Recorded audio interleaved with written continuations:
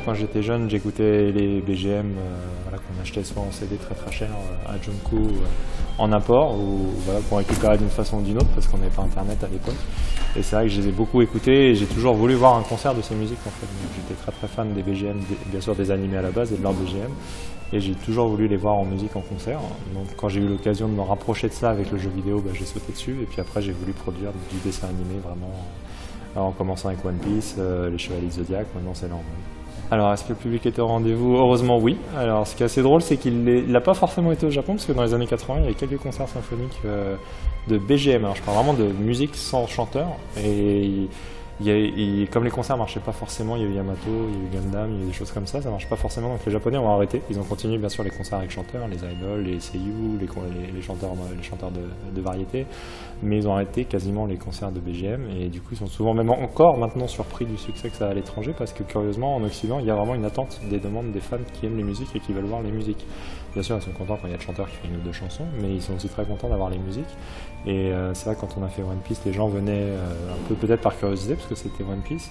Senseiya, il y avait les Chevaliers du Zodiac, qui avait une attente très forte. Les gens adorent les musiques et les connaissent par cœur, y compris les instrumentales. Donc ça a très bien marché. Et du coup, voilà, Sailor Moon, c'était un peu la suite logique des grandes BGM connues, de grands dessins animés.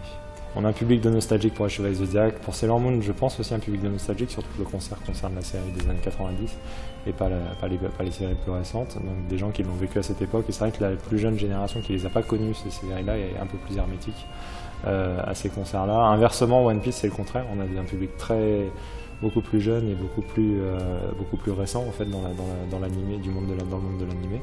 Ce qui n'empêche pas d'avoir quelques vieux de la vieille aussi qui viennent. Alors Sailor Moon, je ne connais pas aussi bien que je connaissais par exemple les Chevaliers du Zodiac. Ou même One Piece. Par contre, j'aime beaucoup les musiques, ça fait partie de l'époque aussi en nostalgie. Enfin,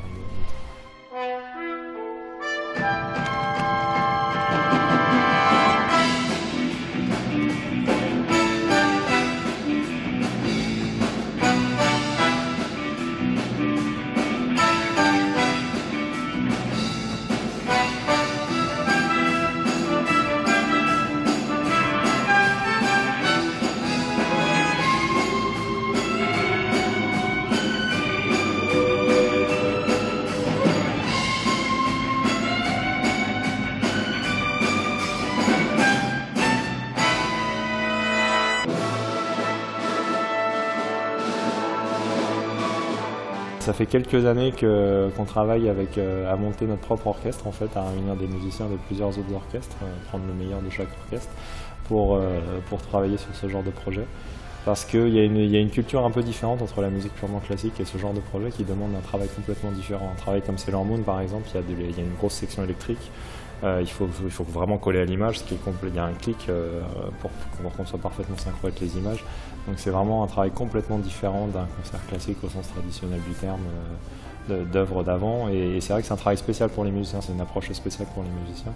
Donc on essaye de créer quelque chose, un groupe de musiciens qui soit le plus possible sensible à ça et aux défis de répétition. On travaille beaucoup les transitions, elles sont très importantes, les rapports entre les différents instruments, qui ont une place complètement... C'est vraiment un travail différent, il n'y en a pas un qui est supérieur à l'autre ou quoi que ce soit, c'est juste une approche complètement différente du concert en lui-même et du projet, et donc on essaie de développer des musiciens qui soient très sensibles à ça, et qui apprécient ce genre de projet également, enfin, qui se disent, voilà, je ne joue pas forcément des morceaux à la réputation fantastique.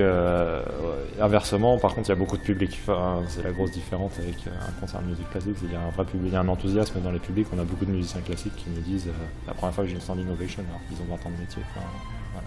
C'est pas un orchestre de fans d'animé qui est constitué, c'est plus un orchestre de gens qui ont envie de faire d'autres choses que ce qu'ils font d'habitude, de s'ouvrir à d'autres choses plus récentes, plus modernes, et d'autres genres de musique, et d'autres genres de salles, d'autres publics et d'autres approches. En fait.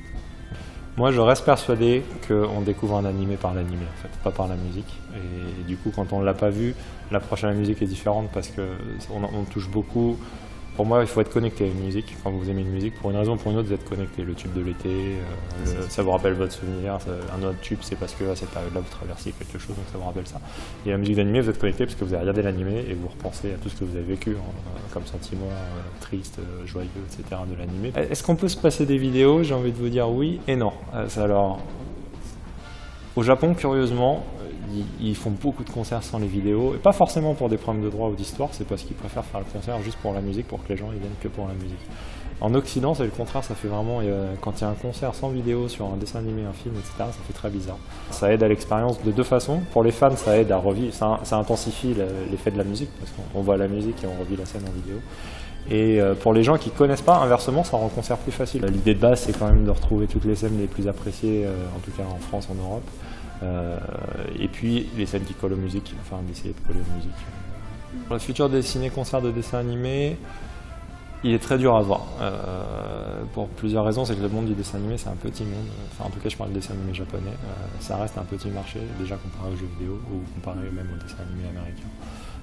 Donc moi, j'adore ça, c'est ma passion. Enfin, c'est même pour ça que j'ai commencé ce métier. C'est pour faire du dessin animé, pas forcément. Bien sûr, je prends énormément de plaisir aux jeux vidéo ou aux films, mais à la base, mon idée, c'était de dire faisons du dessin animé.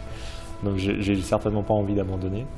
Maintenant, c'est dur de trouver des titres fédérateurs, de trouver des titres où les gens aiment à la fois le titre et la musique, et qu'il y ait suffisamment de gens pour faire un concert et pour réunir. Parce que quand on met plus de 50 musiciens professionnels sur scène, ça a un coût énorme comparé à un concert de 5 personnes de rock. Les titres qui sont les plus connus ne sont pas forcément ceux qui marchent le mieux, contrairement à ce que beaucoup de gens pensent. C'est un peu pareil sur le ciné-concert de films ou de jeux vidéo. C'est pas forcément l'importance du nom, c'est l'importance du dessin animé et de sa musique, hein, parce qu'on paye une place de concert, donc on veut être fan de musique quand même à la base.